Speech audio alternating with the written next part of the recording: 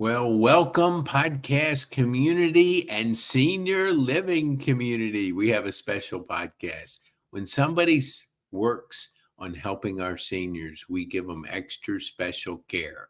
So when I ran into Kelly, we had a wonderful conversation and she told me what problems she solved. And I said, man, we got to get you on the podcast. So Kelly, thank you for agreeing to be a guest. Would you tell our viewers who you are, what you do, and who you serve, and then we'll get into our podcast. Okay, I'm happy to. Thanks for inviting me, Pete. I appreciate it.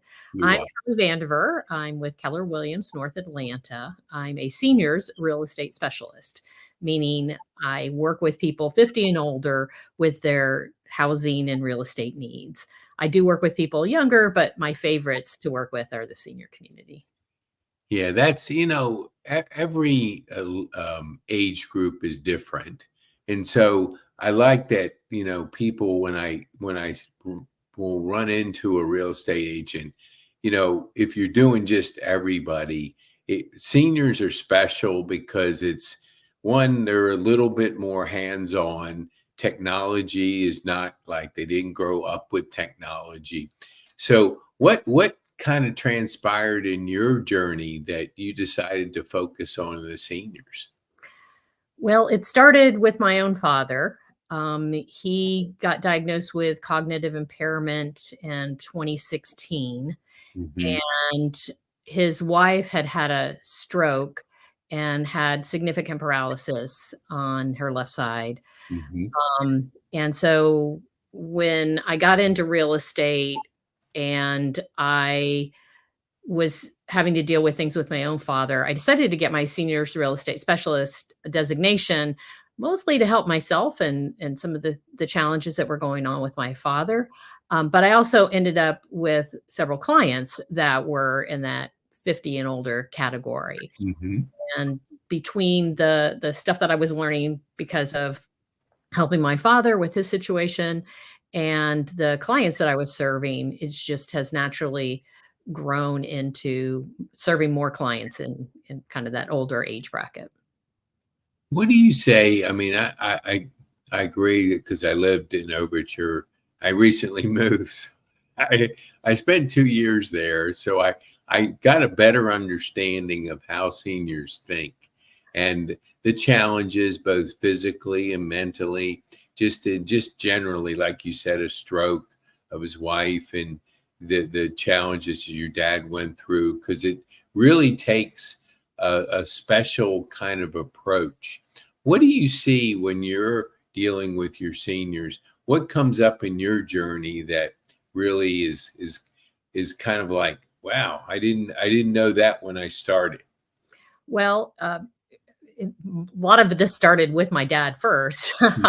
Right. When we started talking about them needing to move at some point, one of the overwhelming things was the amount of things that they had in their house. Yeah. My stepmother loved to collect certain categories of tchotchkes, and my father had been very active in woodworking, so he had a lot of tools. There was just a lot of stuff, and it is often the case that people hesitate to make a move because they just are overwhelmed with their things and they Yes. don't know how to tackle the downsizing, even though they're in a place where they know one of them has a challenge and the caregiver is doing the best they can. But if they don't, they know that they need to make a move, but get overwhelmed by how much there is to do to get ready for that move. And sometimes it will just paralyze them. And Yeah. even though they want to make a decision that will improve their situation, getting to a house that's on one level, or opting to go into a senior community where there's other kinds of support that's available for them, they just can't get past that getting rid of their things or figuring out how to get rid of their things. So I find that's one of the big challenges. And another one is knowing what their options are. Yeah. Here in Georgia, there are senior communities and there's so many. There's so many. And as you and I both know, there are people that specialize in helping with placement.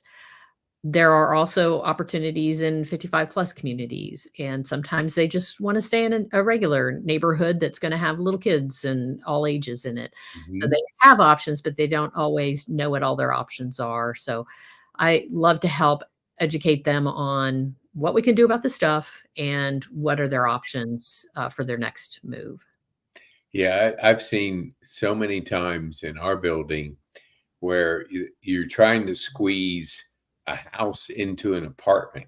Right, The right. the couch or some piece of equipment is going back on the truck because nobody thought to measure, nobody thought to really like, hey, we can't bring everything with us. We have to prioritize and kind of see what's the special things. But it's harder when you get older because if you grow up in, I don't know if it was probably on the other end, like my parents, the depression, and it's like I went home one time and the refrigerator, in the bottom of the refrigerator there was like 100, 250 condiments that they just like, hey, I don't want to throw it. So they put it in their refrigerator, and I'm sitting there throwing out everything. And they go, "What are you doing in there?" I said, "I'm just cleaning up." Yeah. But yeah, I mean, so how do you like? So let's look at your situation with your dad and your stepmom. All the woodworking, you have all these nice, beautiful things. What do you do? Like, because that's like almost like mental therapy because you're taking them through a process. How do you handle it? Like, what's been working for you that really helps them understand that one, they can't take it all with them, but they just want to. How are they making that transition, and how are you helping them? Yeah. So with my dad, one of the challenges was in 2018, they lived in Panama City area and they got hit by Hurricane Michael. So Okay. they actually had to leave their home for a couple of years while it was undergoing repairs.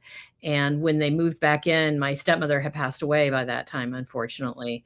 And there were a lot of boxes that never got unpacked because they weren't things that my dad used. So ours was a little bit of a different situation. There was a lot of stuff, but some of it we over the couple of years after he moved back in, we started going through things and understanding what was a keepsake or something we wanted to keep. We lucked out because we had a great real estate agent in Florida who connected us with a person that did online auctions. Hmm. We were able to turn over the key to them after we moved my dad, and they went through all the boxes, categorized everything, took pictures, posted it online, did descriptions, Hmm. and we were able to auction off all of his personal possessions. And they were super good about if there was some sensitive paperwork that we missed, they pulled that to the side so we could pick that up. Hmm. She sent me pictures of rings just to make sure it wasn't something that we wanted to sell or not sell. And they were really terrific in working with us. Up here in the Atlanta area, I've had clients that have used a similar kind of service with an online auction. There are some people that do a really good job with estate sales. Hmm. So it really depends on the person. I've helped one of my clients. She had some furniture that she wasn't moving because she did measure. she was she is very bright, and she knew that there were certain pieces that she couldn't take with her. So I helped her sell those on Facebook Marketplace. So there's just a lot of options. One of Yes. the hardest things for people to realize is their kids don't want their things. Yeah. The kids already have a full house as it is. And so you have to have that conversation and give everybody a deadline and say, here's what we're not taking with us. If you want it, tell us by this date. Otherwise, we're getting rid of it. And Yeah. sometimes they're pleasantly surprised. Sometimes the kids will go, I want this, I want that, and Yeah. and they take care of it. But it Yeah. all That is definitely because I see like the China, it's not really embraced by the younger generation, and you got sets of China, and they're wanting to do. They want their kids to have it, and the kids They just don't use China Yeah. like we did when we were growing up. What I'm always impressed with realtors from a standpoint of you always have to solve problems and you never know when they come. Like they can come at closing, they can come anytime. I mean, it's just like you have to be on your toes all the time because it's just a very fluent, fast moving process. How have you been able to handle that part of the industry? A couple of things. One, I've got some great mentors, and we have a terrific office. So if I come across something I haven't dealt with before, there's plenty of people I can call and say, "Hey, I haven't figured this out. What are my options? What should I consider?" And then I've had some really brilliant clients I've worked with. So sometimes we'll talk about different options, and they may come up with a third thing, and Yeah. it's the right thing to do. So it's all about giving the client the power and the information to make the decision that's right for them. I think that's the most important part. That's good. You know, it's collaboration is always so good that you're talking to different people. I love that how you shared that. So when you're not in I call it a very stressful industry, is what do you do for fun? What do you like to do to chill and just kind of get your mind off that fast pace, ever changing, calling you Sunday evening, Saturday night. Hey, I can't, and because I have all the realtors I know, it's 24/7. Yeah. It's like crazy. So, what do you do to chill out? Well, believe it or not, I ride motorcycles. Do you I really? do. I do. Dang. Oh Uh, my gosh, that's so good. I, So, I, what do you do a Harley or do you have something else or I, what? yes, yes, and No, yeah. Well, I, there's a girl in my Rotary Club, and we were just talking, and all of a sudden, she's a Harley rider, and she rides some other ones, but it's like she has a club. So tell me more about that. I have a Harley Sportster, a 1200 Uh-huh. XLT touring, and then I have a Ninja 400. I Okay. I like to ride them both. We also do track days where you get the opportunity to ride on a racetrack in a controlled environment and get to go a little faster than you do on the public highways.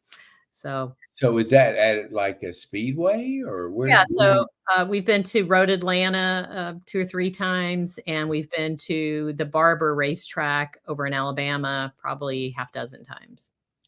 Dang. So when you do that, like, I mean, what kind of describe to the people that don't ride motorcycles, but I hear stories, and I'm not trying to say that women can't drive motorcycles, but I'm always impressed because I've never, that is not me. So I would be like, oh, I don't know. So how did you get to riding motorcycles? What's got you started? Well, my husband was a motorcycle mechanic as a young person, Okay. and after our kids went to college, he wanted to start riding again. So I rode on the back for 3 years and Hmm. had no intention of riding my own motorcycle, but then it was a beautiful July day, and I'm like, "What a great day for a ride," and my husband was in another part of the state. So I'm like, "Well, I guess I better learn how to ride myself so I can just go whenever I want." Yeah. And I did, and I really have enjoyed it immensely. My Yeah. my my biggest challenge is my height. I am not a tall woman. I Yeah. have very short legs, so I have some limitations on what motorcycles will fit me well. Uh, Yeah. but What is it? Because we have some friends, and I went to school with them, and they went across country. They went all the way. I mean, they did. I think it was. I want to say 4 weeks, 3 or 4 weeks, but it was long. They did some long ones to Florida. They're in Virginia. What's the longest trip that y'all have taken together? well, we started I don't remember how many years ago it's been now, but we started doing a 2-week long, motorcycle vacations every year. We Hmm. started with just, 2 couples, and then in the last few times, it's been a small group, about 10 to 12 riders. And we have ridden, my husband and I have ridden from here to Key West, Florida. We've Yep. I went there. we've ridden Yeah. from here to Sturgis, South Dakota. We've ridden to North Dakota. We've ridden to Canada.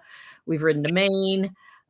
We've trailered the motorcycles out west and done a big loop around Wyoming, Montana, Idaho, Oregon, a little bit of Northern California, and then back to Wyoming, and have done a couple of loops a couple of times in Colorado. So did a big loop in Utah.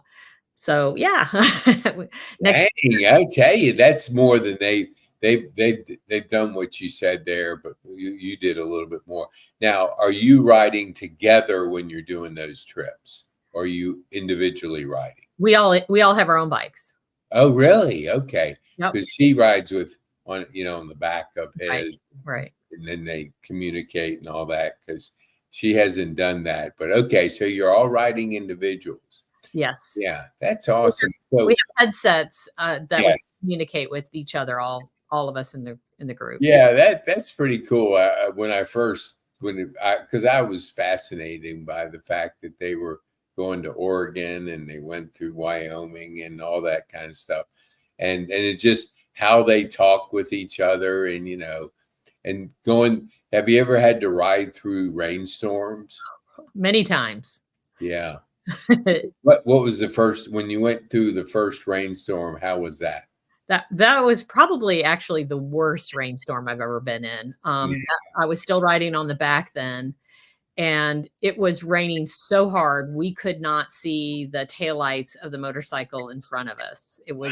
And we were on it wasn't interstate, it was a back road, but it was a divided highway, and it did not have any place to pull off. It didn't have any bridges that we could pull under.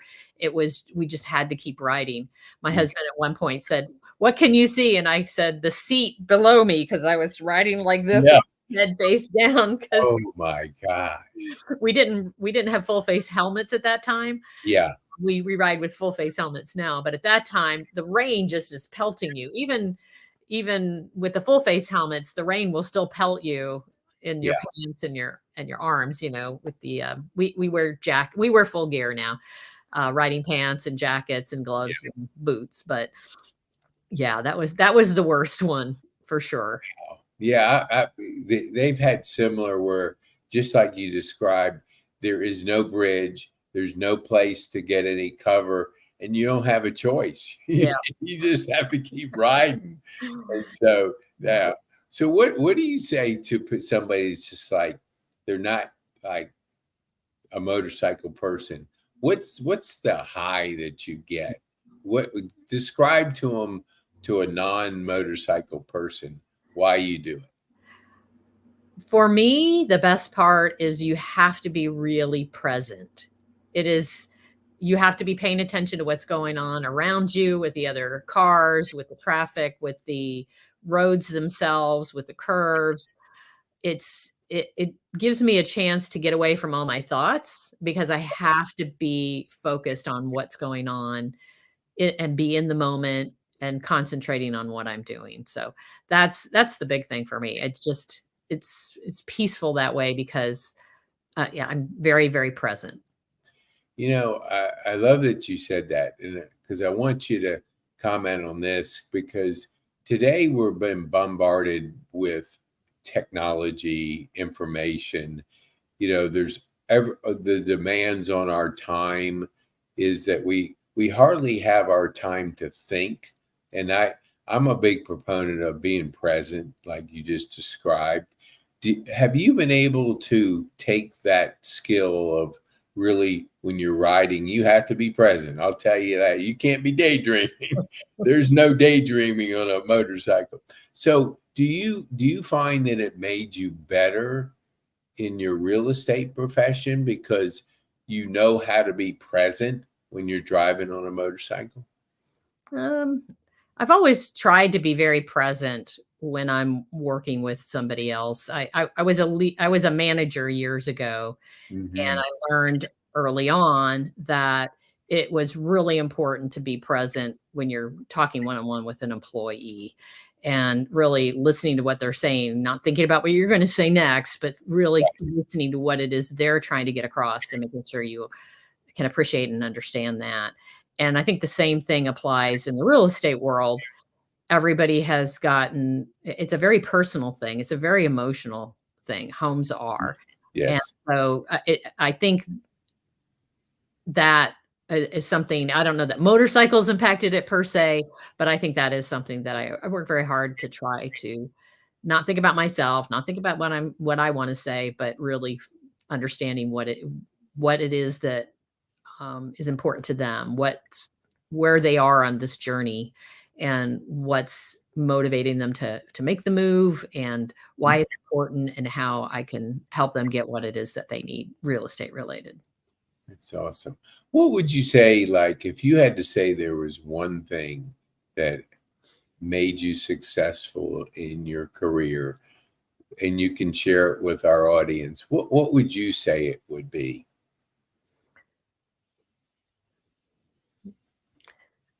I think it's that I really do care about what's going on with my clients. I'm willing to have harder conversations.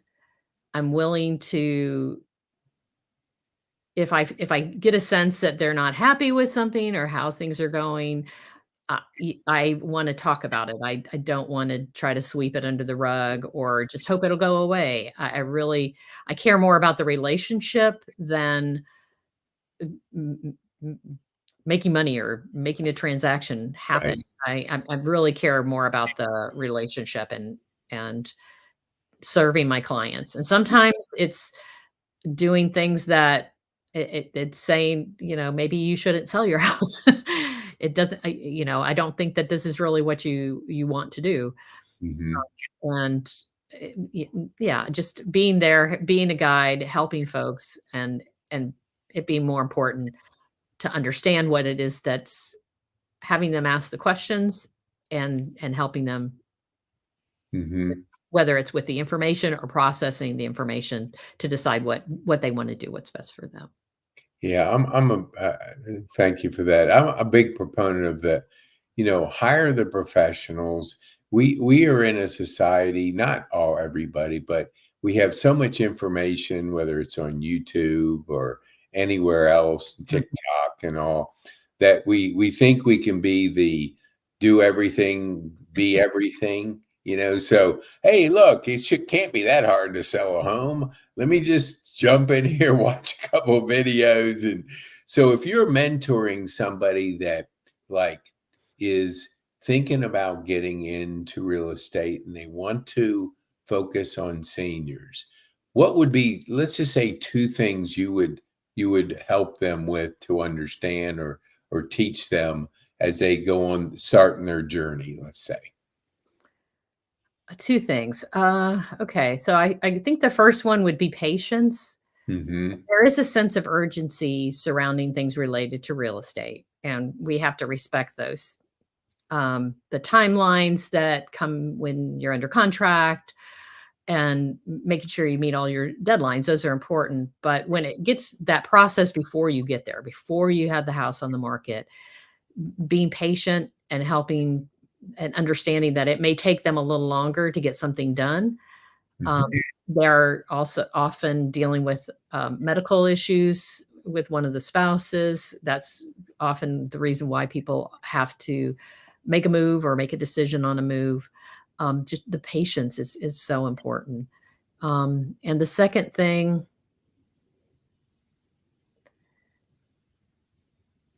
I think understanding that phase in our life cycle.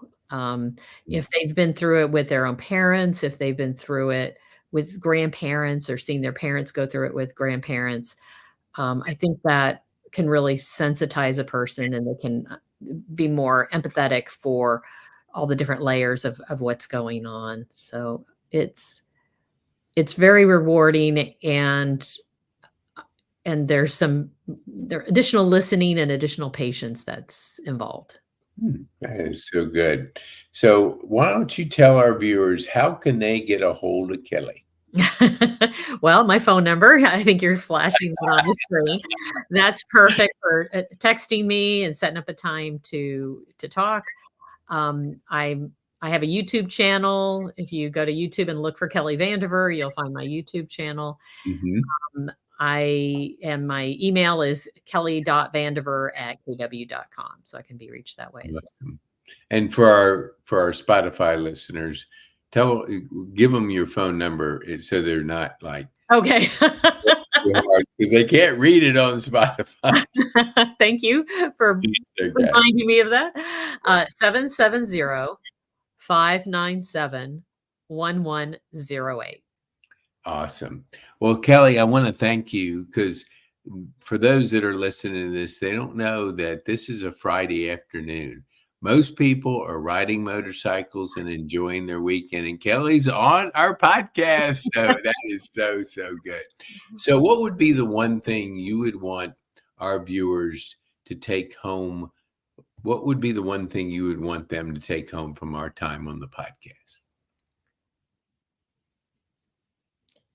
I agree with you about there is a lot of information out there, but trusting a professional that knows what they're doing, Mhm. especially with a transaction as important as real estate. I really encourage people to find a great real estate agent they feel they can trust and deal with it. When we were selling my dad's house, Mhm. we knew that the proceeds we got from the sale were what was going to help take care of him for Mhm.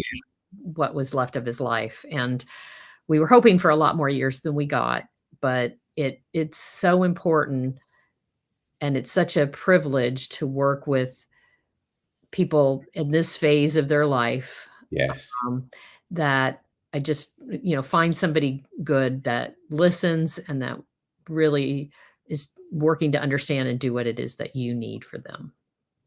That is awesome. But I appreciate that, Kelly. And I want to tell our viewers, like, share this with people because there is a big difference between somebody that takes care of the seniors and a person that maybe dabble in it occasionally when an opportunity comes up. Is you want to find somebody that lives and breathes your senior environment because there's a lot to learn. Yes. And there's a lot going on that are different from other people. And I agree with you in this stage. There's such a reflection of life when you get a little bit older and more sensitive to things. There's just a lot, the dynamics are completely different. So for our viewers out there, if you're just looking, you're going to make that transition and you're not sure because if it's overwhelming, which when you're moving, it's overwhelming. I Mhm. mean, talking about a lifetime of possessions that you have, and you're trying to figure out what are you going to do with it. You want to have a professional to do that. So thank you, Kelly. We appreciate you being on our podcast, and we want to encourage you to have a couple good rides on your motorcycle across country. Thank you, Pete. Thanks so much for having me. You're welcome. Have a great day. You too.